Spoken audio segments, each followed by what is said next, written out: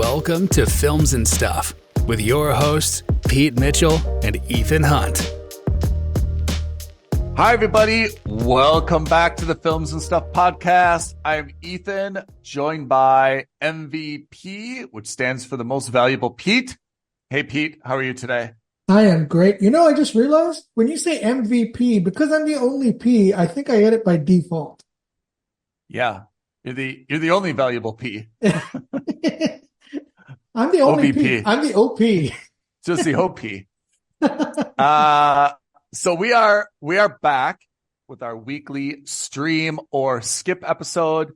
And I start off every episode by welcoming viewers and giving Pete 15 seconds to explain the protocols, shall we say, of what is the core of Streamer Skip. So Pete, I hand it over to you to explain the rules. Thank you. So Ethan and I have prepared lists of TV shows and movies for each other to watch. Every week, we randomly assign each other one of those shows to watch. We have to watch at least 2 episodes or 30 minutes if it's a feature-length program. And on that basis, we determine if that show or movie is worthy of being streamed or skipped. Right, you are. And without further ado, we've got a pretty good lineup today.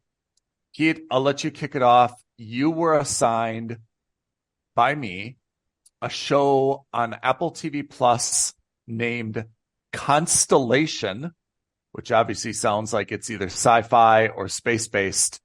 Am I wrong? Nope, you are absolutely right. In fact, it is sci-fi and it is space-based.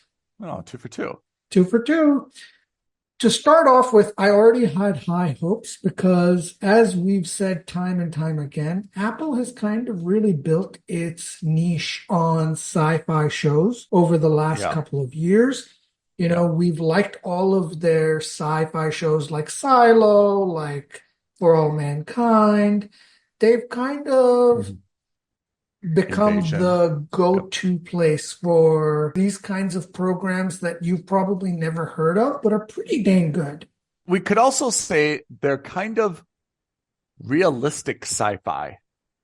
You know, they're not like reinventing everything. Yeah, it's not, you're right. It's not like sci-fi like Battlestar Galactica. Yeah. It's not sci-fi like Star Wars. Star Trek. Yeah. We're not looking at lasers. We're not looking at photon torpedoes. Yeah. We're not looking at, lightsabers. Yeah.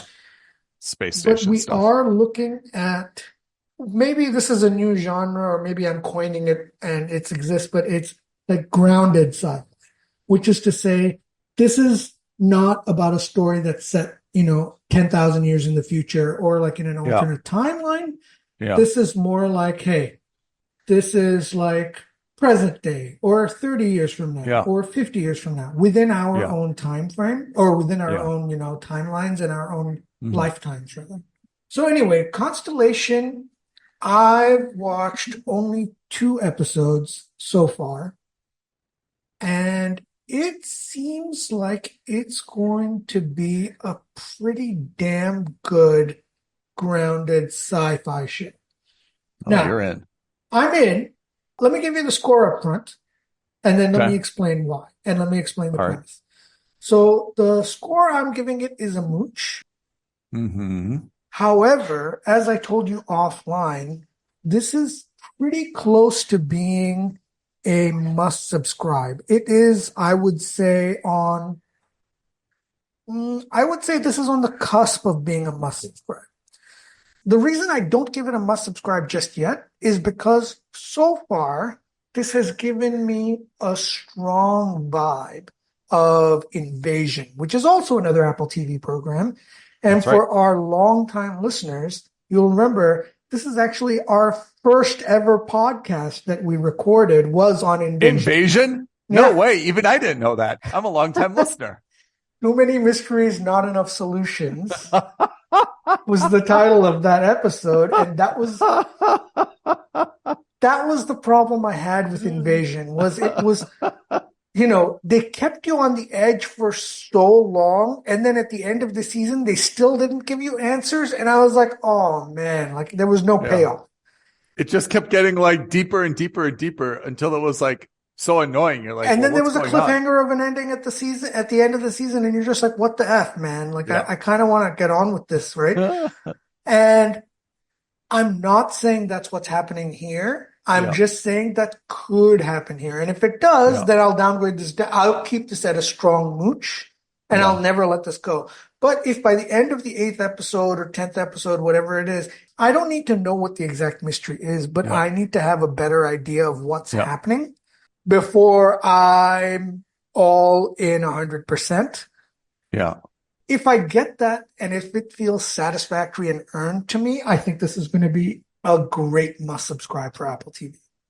So let me give you the hook. Let me give you the premise. It takes place on the International Space Station. At least the first episode is almost exclusively on the International Space Station. That's right. It stars Numi Rapace.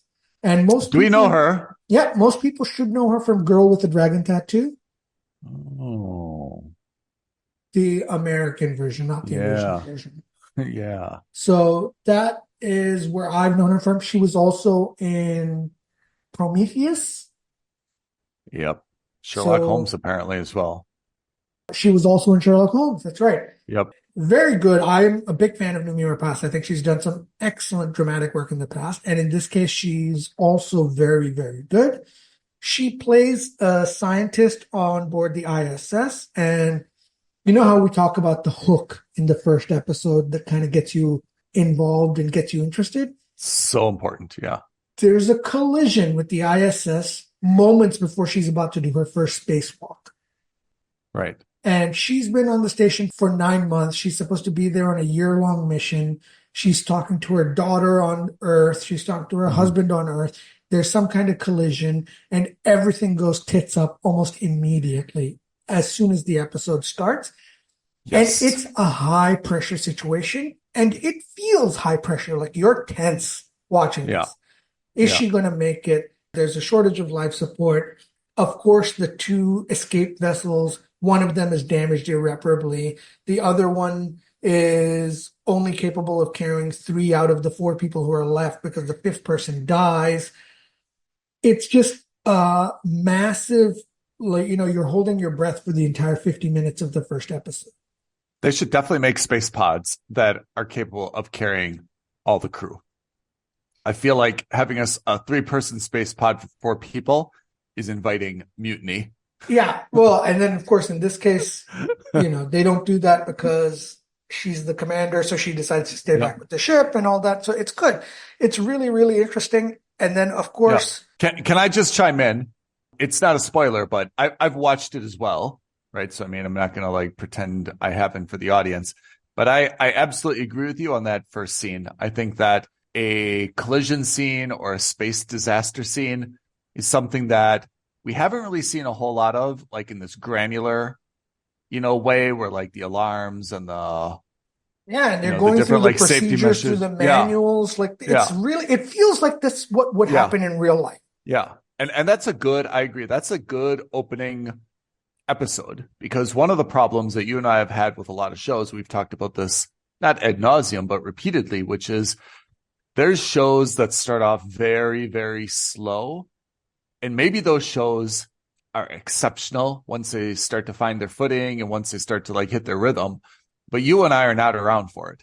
So if you've got 2 bad episodes, the remaining 8 may be fantastic and your story may be told, in a very, very vivid way. But Pete and Ethan are not there to see it because the first 2 episodes are so slow and so dull. What's really the point of having this artistic masterpiece if you didn't even get any viewers for it, right? So I think Constellation does it right, where they've got a first episode and it doesn't feel too rushed. Do you agree? Sometimes you watch something and you see the opposite, where they dive into everything. You're like, whoa, hold on. What's the context? Why do we need the big disaster in the opening scene? The scale isn't right, and here I think that they've got the pacing right. It just feels a little bit natural the way that they've done it. But yes, it's very, very gripping for a first episode. Absolutely. And then, of course, the B plot, which is not really the B plot. It's a B plot only in the first episode, but I imagine this is actually the crux of the entire season, is that while all of this is going on, or what may have precipitated this, is that there is a science experiment being conducted by NASA on board the ISS, and the head of the science department, or I mean, theoretically, the whole thing is the science department, but the head of this specific experiments department is Jonathan Banks, who most people will know as Mike Ehrmantraut from Breaking Bad and Better Call Saul. Nice to see him in a different role, huh? Yeah, so I actually saw him in the last season of Community, where, he's in a comedy. You get to see a different side of him from that as well. So it's actually pretty funny. Yeah. In any case, he plays like this a-hole who's kind of like, well, human lives be damned. I need the results of that science experiment because he's all about the science. Yeah. Because it could, profoundly change humanity, blah, blah, blah. And therein lies the crux of what I imagine this episode or this season is going to be. Yeah. I don't know what's going to happen. I've only seen 2 episodes, but if I had to guess, I think that the science experiment is what caused this collision. Because, in fact, I'm not even going to tell you what the collision is. We learn what the collision is in that first episode, but I'm not going to say it because it could be a spoiler. Spoiler-free episode, which is rare for us. Rare for us. Also because I want to see more. Personally, I also want to see more. So, yeah, I already have an idea as to what this experiment was because, you know what? Screw it. Let's go back to this.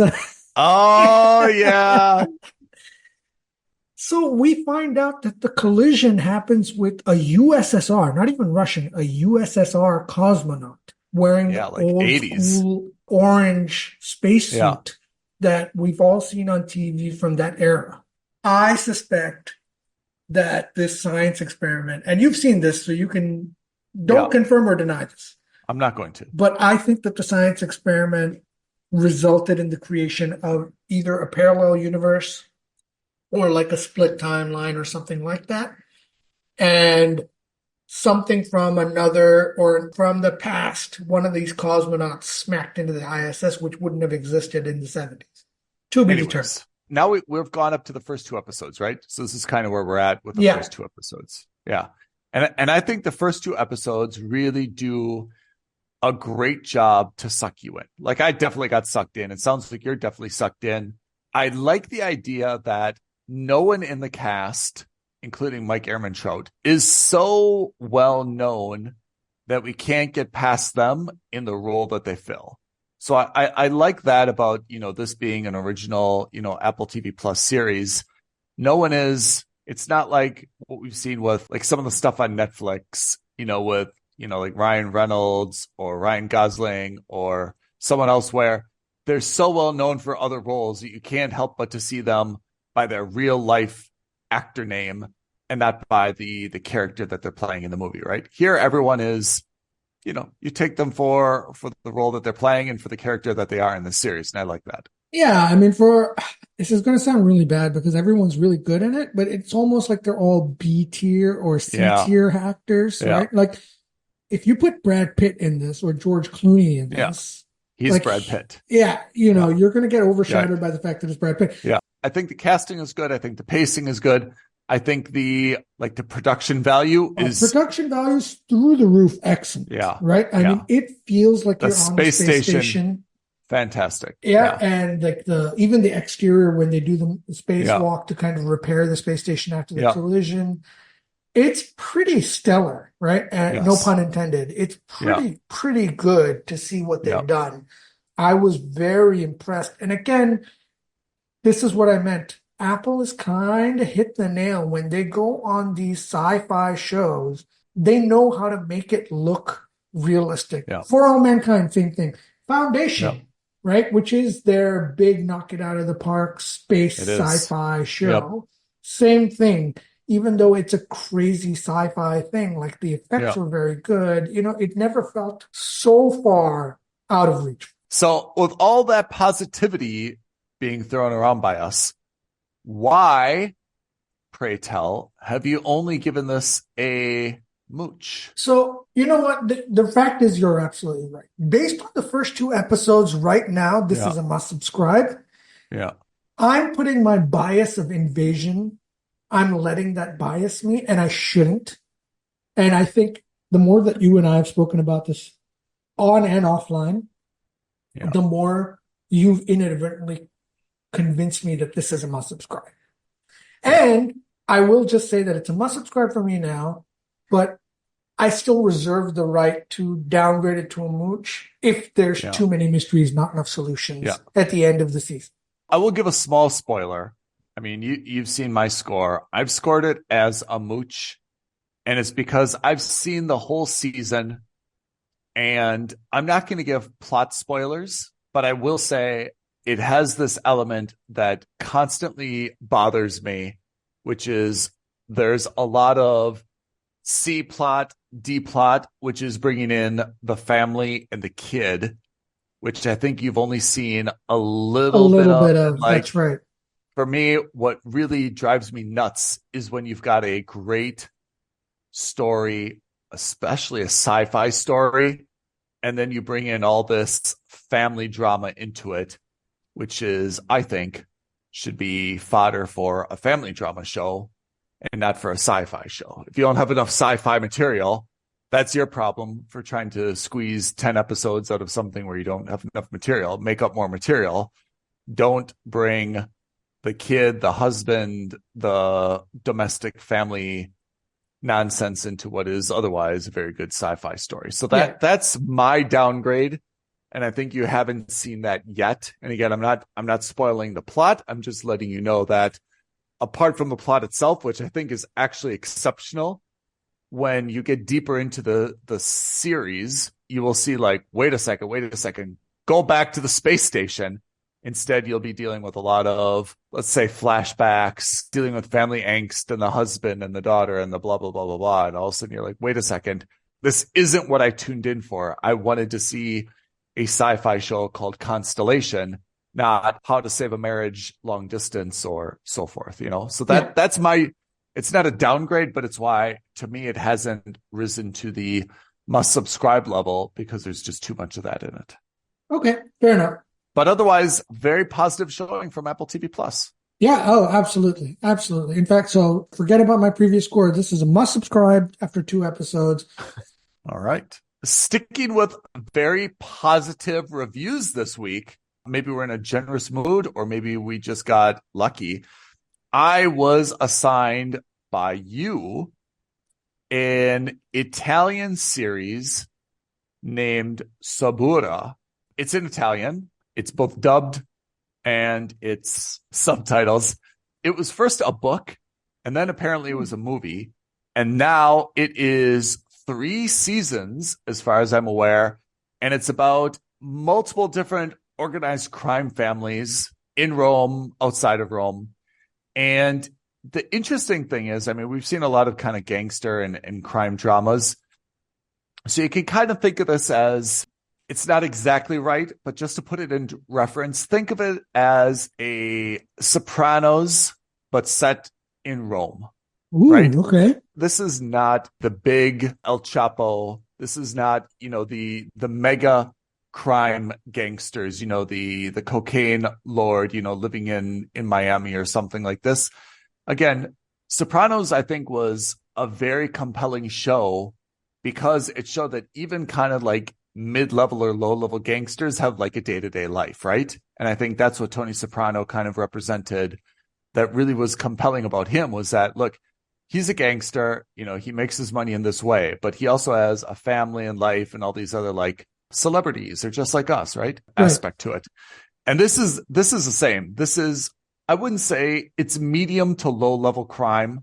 It's not like this thing that reaches to like all levels of the Vatican or the prime minister in Italy. I also don't want to say like it's petty theft, but no one is like dramatically wealthy in this series, right? I mean, similar to kind of what we saw in Breaking Bad as well, right? I mean, there's definitely a lot of money and it goes up to, much, much higher levels. But the folks that we're dealing with are kind of at let's call them a mid-level here. The really interesting thing about this show is that there's multiple different like families or let's say like kind of crime syndicates. They all kind of interact a little bit, but I think that we haven't really seen like their true relationships yet. Yeah. And a lot of it is also driven a little bit on, let's say, like demographics, So, for example, there's like the traditional Italian family, right? That's very kind of like immersed in high society. Then there's kind of the gypsies, where they're not actually like Italians, they're kind of like nationalized Italians. Maybe they were originally Greek or like a different nationality. And they're just kind of like a little bit outcast in terms of, they're not considered high society. They have money, but they're really kind of more like gangsters and not really like respected as like true mafioso. Then there's kind of like, the young up and comer kid who's trying to take over, like the syndicate for his father. You can imagine like all the different daddy issues. There's the politician who's trying to do the good thing, but sometimes doing the good thing means, doing the wrong thing because of, his perception that, this is the greater good. So I have to say, having watched probably half a season, it is fantastic. The only drawback is obviously the subtitles or the dubbing. It obviously heavily takes place in Rome and the surrounding area. So you'll, kind of see like the Italian culture and everything. But it is a very, very compelling show. I have given it a must subscribe. I think you'll like it as well. Again, it's very much in the vein of Sopranos, where again, it's not Scarface. Scarface, right? I mean, he's living in Miami. He's got like this massive, massive house. He's controlling like, this cocaine empire. Here, it's a little bit smaller scale. And you kind of sometimes wonder like why these guys are going like through so much effort. Are they actually being paid more than like a senior accountant or like a good mid-level lawyer? Like it seems like they're going through an awful lot of stuff, putting themselves at an awful lot of like risk for being arrested, incarceration, dying, all the beat ups and stuff like that. You just wonder, like, are these guys like making, hundreds of millions of dollars? No. Tens of millions of dollars? No. $1 million? Probably no. Like, are they doing it just for kind of like, you know what I'm saying? Like, none of their houses, their cars, yes, they go to like this place and they throw like a little bit of cash, but generally you cannot say like any of them are dripping in like more money than they know what to do, right? Like Scarface is like, oh, the rats are eating all my money. Like, what do I do about this stupid problem, right? And here it's everyone is kind of like hustling, for their little piece of the pie. And they go from having, some money to not being able to pay back the money, the drill, right? Gangster style. But you kind of wonder, like, when you step back from it, like, was this really a better career choice than just kind of like going to university and becoming like a good engineer? Like, you're really going through a lot just for, the little payoff. So that is Suburra. 100% recommend it. Must subscribe. And Pete, I think you will really, really like it. Awesome. I'm in. I love gangster stuff as well. So this should be right up my alley. Yeah. That's this week's quite successful, I might add. Yeah. 2 must subscribes. No joke. 2 must subscribes. No joke. Can we keep it going for next week? You may ask. That's a great question, because next week you are watching a brand new show on Apple TV called Bad Monkey. I'm so excited. Vince Vaughn. I haven't seen that guy on screen in ages. Yep. And do you know who else is in it?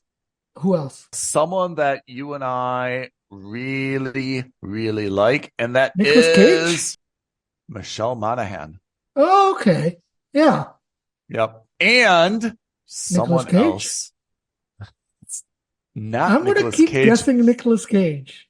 I thought it was Sabrina the Teenage Witch, but it's not. Oh, it's not Melissa Joan Hart? No, it's not Melissa Joan Hart, but I thought it was, Sabrina the Teenage Witch. But someone who looks very much like Sabrina the Teenage Witch. Okay. So that's what I've got. I've got Bad Monkey, Apple TV Plus, and it just came out. I have another recent release on Netflix called Supercell, or Supercell, but pronounced, gangsta. Supercell. I feel like this is always in my top 10 list. I think that's why I gave it to you. That's exactly it. I saw it all the time. The thumbnail didn't really do anything for me. I thought it would be like one of those cheesy whatever dramas, but I guess not. We'll find out next week. You'll find out next week, everyone. All right. Pete, tell me, what are the social media creds and all that YouTube jazz? Reach out to us, tweet at us at FNS Podcast, DM us on Instagram at Films and Stuff Podcast. And as always, the best thing you can do is like this video, leave a comment below, hit the subscribe button, and hit that notification bell. Ring the bell. That's what we like to hear. All right. Pete, thank you. 2 positive reviews today on the Streamer Skip. Listeners, thanks for tuning in. We will see you all next week on the Films and Stuff Podcast. Thank you, everyone. Thanks, Ethan. Thanks, everyone. Bye now. Thank you for listening to another episode of Films and Stuff. If you haven't already, please subscribe and review on Apple Podcasts, Spotify, or wherever podcasts are downloaded. Films and Stuff. There is no substitute.